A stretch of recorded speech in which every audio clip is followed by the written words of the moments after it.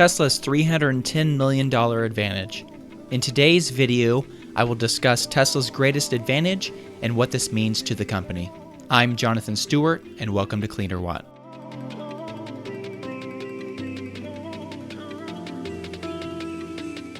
So if you've been following Tesla for any number of years, you know the last few years, especially starting in 2018, Tesla has been massively growing at unprecedented speeds.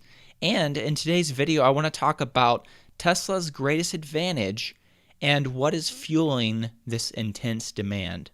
So in 2016, Tesla delivered 76,230 vehicles, which was a 50% year-over-year increase. In 2017, they delivered 101,312 vehicles, which was a 33% year-over-year increase. And then when it really shot up, when the Model 3 was out in semi-mass production, you saw 245,240 deliveries, a lot of that Model 3s in 2018, and that was a 142% year-over-year increase. And then, of course, the year 2019 is not completely done yet. We're here in December of 2019, but my estimate, if you've watched some of my videos, is that they will hit guidance of 360,000 vehicles delivered by the end of 2019. That would give them a 47% year-over-year increase. Of course, a substantial growth, especially when you look at the automotive industry, and of course, there's no one growing at this pace. Now, if you look at the rest of the competition, you'll see that Ford, Toyota, Chevrolet, and Honda, those are the top four brands as far as market share goes here in this particular table. And this is for the full year 2018. You'll see that Ford is down 3.14%. You'll see that Toyota is up 4.46%. You'll see that Chevrolet is down 2.36%, and Honda is down 2.63%. And of course, right above Mercedes-Benz, you see Volkswagen up 4.23%. Now, these numbers are for the full year 2018, and you'll notice that there is no substantial growth there as compared to what Tesla is seeing. So what is driving this intense growth that is trumping the competition? And is this something that the competition is doing? So we'll get into Tesla's advantage here, but it is related to advertising. And to put this in perspective, I want to go ahead and go through some of the competition and what they spend in their advertising budgets. So from 2007 to 2018, General Motors' advertising budget averaged $3.12 billion per year.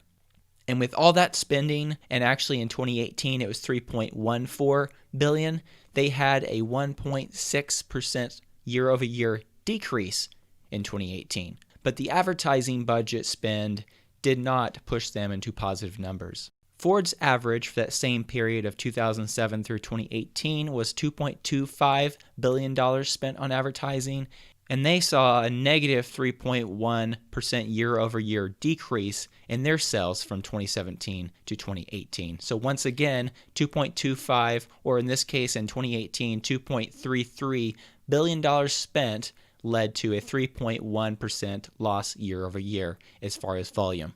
Toyota spent in the U.S. an average of $1.78 billion per year from that same period of time, 2007 to 2018, and they did see an increase of 4.46% from 2017 to 2018's numbers. Of course, nowhere near Tesla's 40 to 142% increase, but still, they did see some effectiveness from their spending. VW, which is one of the largest global manufacturers, between 2015 and 2017 globally spent $6.26 billion on average between those 3 years in advertising, and they did see a 0.9% year-over-year increase from 2016 to 2017 with that average spend.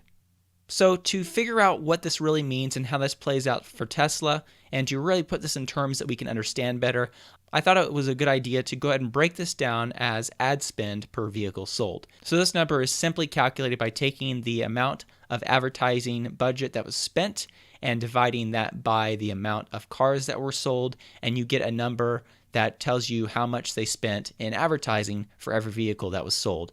Of course, GM $1,063 per vehicle sold, Ford $973 per vehicle sold, Toyota $593 per vehicle sold, and VW $815 per vehicle sold. This gives us an average between those companies in the years here shown, 2018, and of course VW in 2017. That gives us an average of $861 per unit sold between these four companies.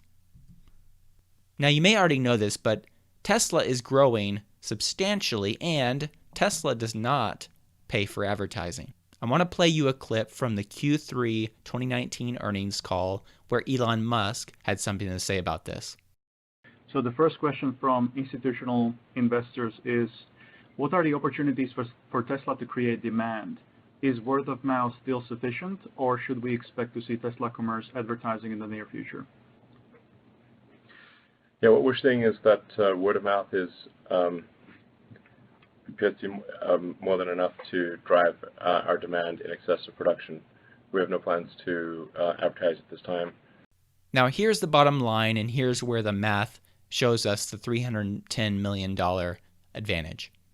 So with an $861 per car average between Ford, GM, VW, and Toyota spent in advertising, of course, if you took that same number and you applied that to Tesla's 2018 sales, you'll see that they saved themselves $211 million that they could have spent in advertising.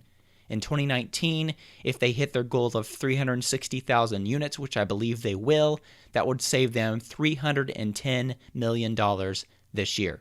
Of course, that's a substantial amount of money, especially when you're barely profitable as a company. Of course, Tesla did have a profit in Q3 of 2019, and if they were paying for advertising, that number would have been cut down substantially. Now, where this really starts getting interesting is when Tesla starts hitting 1 million cars and beyond. So for instance, if this same number holds true and the advertising cost per car average between in the industry here stays true, then when Tesla hits around 1 million cars, this would be $861 million savings. And so this is a huge advantage that Tesla has, not only financially, but I want to also talk about how important this is just for the brand itself and the brand value. So the old advertising method that when advertising first became kind of popular, of course, that would be probably when radio came out. And then, of course, television is when it really took off. But you could have a somewhat okay product, and if you marketed it very strongly with a lot of ad spend, you could sell it really well. It really came down to you just had to have an okay product, and you could go ahead and advertise the heck out of it, and it would sell well. In our modern age with the internet, if you sell a just good or a product that's not so good, it won't go anywhere. You could advertise the heck out of it, and you might sell a few initially, but of course, word spreads very quickly on the internet, and very quickly, you would find your product not selling. The new method of advertising, and you'll see Tesla employing this method, is to put out an excellent product that constantly amazes its owners, that makes them extremely happy. You build a strong community around that, and you let them sell your product for you. Of course, the advantages of Tesla and what Tesla offers to its owners are a car that gets better with age. Of course, if you're a Tesla owner, you know about the constant updates to the Tesla software and the features that are added to the cars. These aren't just the fun things like YouTube and playing games and karaoke. Those are some of the cool things. But what about Sentry mode that keeps your car video monitored while you're not there? What about improvements in power, 5% increases for the Model 3? What about faster charging speeds? These are all things that Tesla has released. Of course, Smart Summon for those who have paid for full self-driving. These are things that were added to the vehicle after purchase and things that were not promised at time of sale. Of course, electric vehicles have a low cost of ownership. There is a strong supercharging network which allows you to drive across the country and not have to worry about not being able to find a charge. And of course, as Bloomberg pointed out in their recent study, almost 99% of owners, based on their poll of Tesla owners, 99% of Tesla Model 3 owners would recommend the car to friends and family. Of course, this new method of advertising is free, but it does require an amazing product, and Tesla has delivered an amazing product.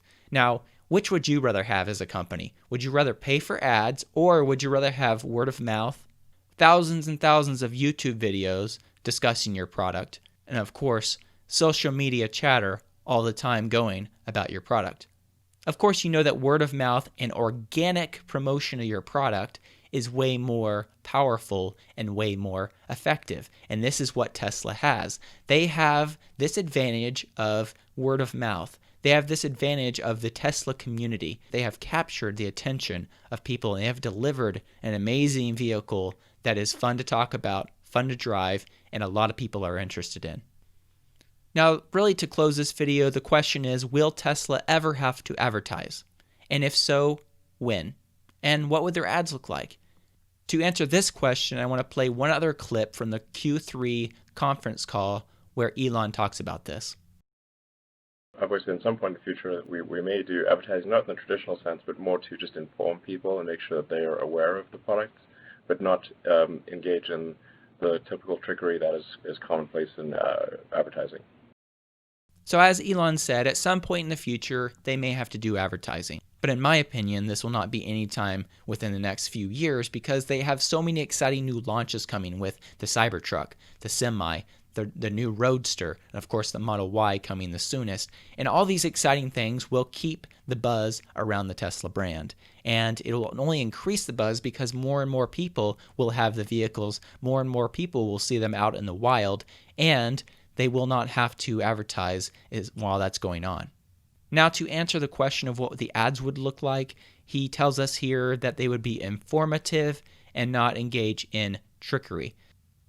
So Tesla's biggest advantage is the fact that they don't have to advertise, but they have a strong community that is willing to talk about their products because they have amazing products. Now, of course, I put a dollar amount on this because in 2019, you could easily do that dollar amount. But really, the value goes way beyond that $310 million because of the brand value they have created. This will, in my opinion, only grow as the years continue on. Thank you so much for watching this video. I hope that you enjoyed it and that you learned some things throughout the process. I ask that if you are not yet subscribed to this channel that you would consider subscribing to it. And also, if you enjoyed the video, please click the like button so that other people can find this video as well. Thank you.